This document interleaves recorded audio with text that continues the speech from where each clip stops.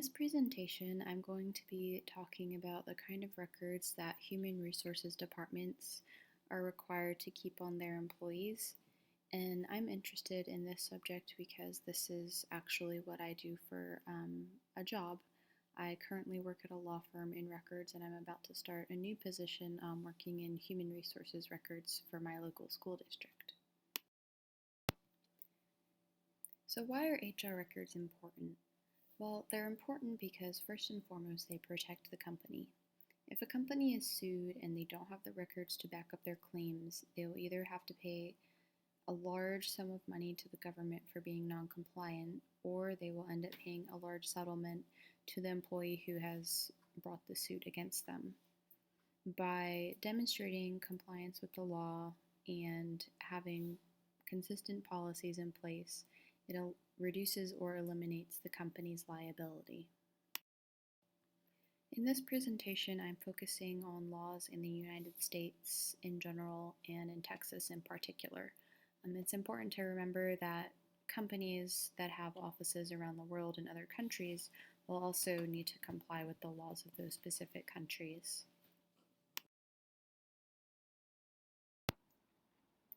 So as soon as someone applies for a job, the company is responsible for retaining that application information for a certain period of time. There are several laws that apply in this situation, three specifically being the Title VII of the Civil Rights Act, the Americans with Disabilities Act, and the Age Discrimination in Employment Act. So generally, those three laws require the company to retain those records for 1 year from the date of action or 1 year from when the records were made, whichever is later. And there's several different reasons that a person could sue the employer under those laws. The first being race, color, national origin, sex, religion, and/or disability. And the statute of limitations on those types of suits varies depending on the size of the employer. So employers that have 15 or more employees, there's the statute of limitations is 300 days. But if the employer has fewer than 15 employees, then a person only has 180 days to bring suit. And so if someone wants to bring suit saying that they were discriminated because of their age, that changes where the employer, if the employer has more than 20 employees, then they have the 300 days, or in Texas, 180 days if the employer has fewer than 20 employees. So what happens when an employee gets hired? What kinds of records is the employer required to keep on that employee?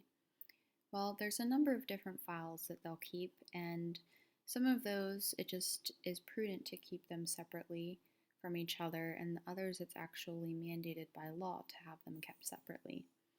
And so when we're talking about storing files separately, they can either be hard copy files that are stored in separate file cabinets, or they can be electronic records that are stored in different databases and that have secure access to each database. The main file that employers keep on their employees is called the personnel file, and there's a number of laws that apply to the types of documents that are kept in this file.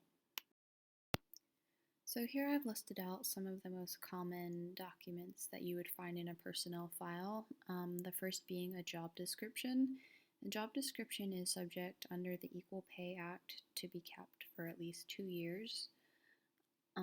The employment application, resume, reference checks, offer letter, those need to be kept 1 year from the date of action or 1 year from when the records were made, whichever is later. Performance, promotion, demotion, disciplinary actions, etc. Those are required to be kept 1 year from the date of action under the Title VII, the Americans with Disabilities Act, and the Age Discrimination Act. And then lastly, the personnel file will sometimes include polygraph test results, and it's also required under the Polygraph Protection Act to include the reason for the test, and those records need to be kept for 3 years. And it's also important to note that often the business use of these types of records will exceed the legal retention period.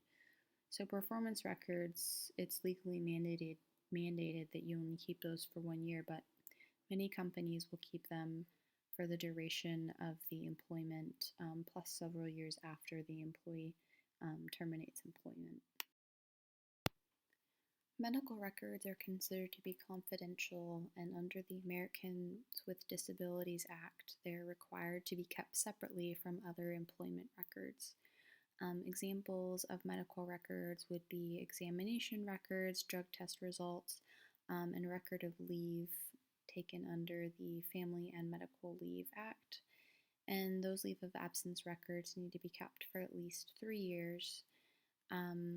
First aid records should also be kept for 3 years following treatment.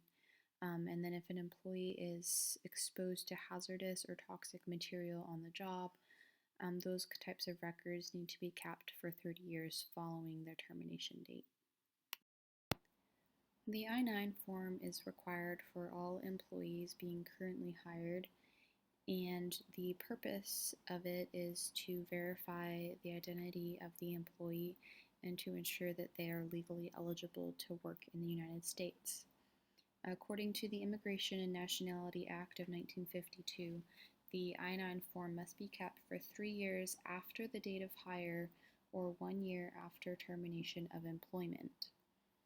And in 2004, legislation was passed to authorize the electronic form of the I-9 so that employers and employees can complete their portion online and submit it electronically.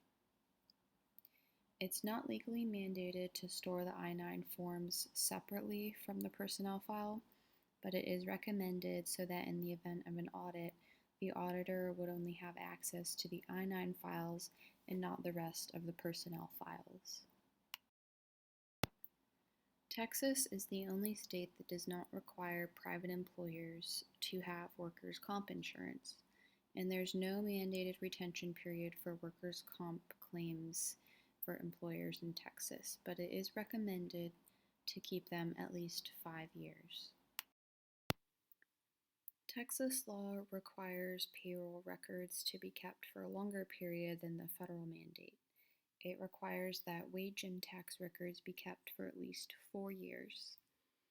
And one of the most recent laws affecting payroll records was the Ledbetter Fair Pay Act of 2009, and it amended the Civil Rights Act of 1964 by resetting the 3-year period that an employee can take legal action every time a violating paycheck is issued. The last type of record that we're going to cover are employee benefit records.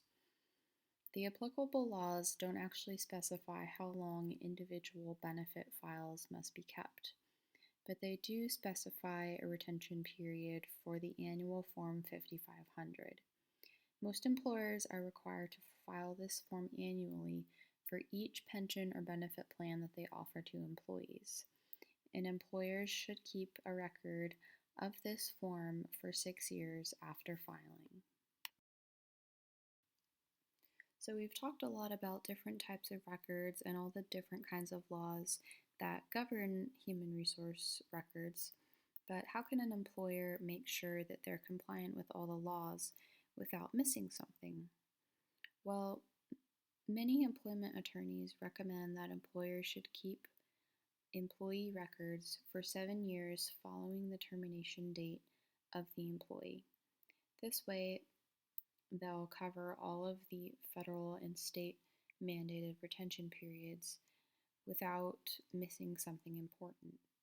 And the only exception to that period would be the 30-year period that they're required to keep the hazardous material exposure medical records. Thank you for watching my presentation, and I hope that it has made the murky waters of human resources records compliance a little bit more clear.